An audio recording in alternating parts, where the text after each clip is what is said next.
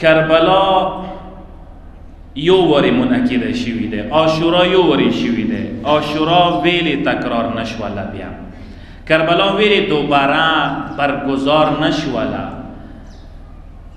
مولا سید الشهدا زمانه که لکسنگی ظلم و ستم و جور و مولا پاچه ده ظلم و ستم مقابله وکړله. نور امامانو دور کې ظلم و ستم کم نه و، جور کم نه و، مظالم کم نه و. بیا نور امامان ویلی نه پاتېدل، قیام ویلی نه وکړلو، عاشورای بیا ویلی نه کړه جوړه، کربلا ویلی نشوه تکرار.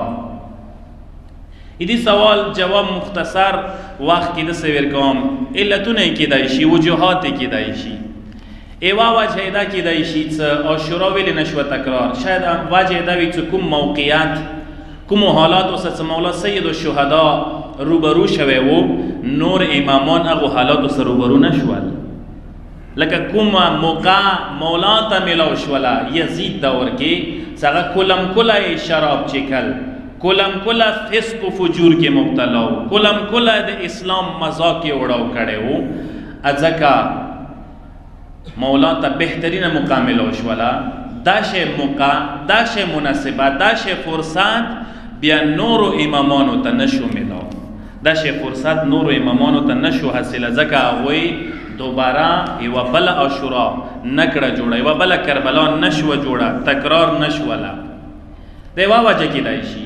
یوه وجه ده د اختصار سره ذکر کم، ویلې دوباره نور امامانو واقعه د کربلا تکرار نکړله، عاشورا ویلې دوباره نشوه جوړه. یوه وجه ده کېدای شي څه یو وارې امام حسین علیه السلام خلخوانی شهادت و مظلومیت ذریعه سره ای خلکو امتحان واخستلی شو، ای مسلمانو امتحان واخستلی شو.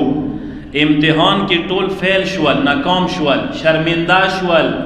دوباره خدای نو غوښتل چې یوري بیا داخل شرمنده شي. دوباره امامانو نو غوښتل نور امامانو چې مو پاڅېږو، مو قیام وکړو، ای مو ذریعه سره بیا دغه خلک شرمنده شي.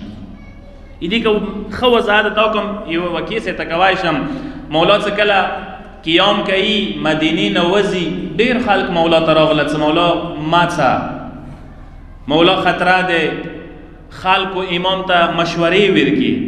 هغوی کې یوه بزرګوار هستی د مولا ترور وه، ام هنی، مولا علیه السلام خور حسبې ده. هغه ورته راغله، مولا ته ویلې چې زویه حسینه ماڅه مدینه ما پرېږده.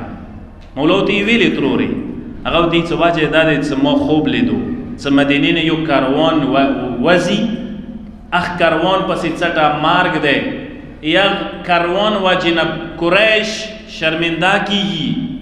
قریش به هغه واقعي وجې نه، هغه شهادت وجې نه ډېر سخت شرمنده شي. مولا سید الشهدا خپلې ترور ته ام هني ته سلام الله علیها ته مخ راوړی، ورته یې ترورې نه صرف ایمو شهادت ذریعه سبب قریش شرمنده شي، بلکې ټول مسلمان به شرمنده شي. نشول شرمنده، نشول فیل، نشو تونه امتحان واخستلی، ډېر ښه شرمنده شول. د رسول الله المسای سید شباب اهل الجنه قیام وکړلو، خطوط راغلل، دعوتونه ملاو شول.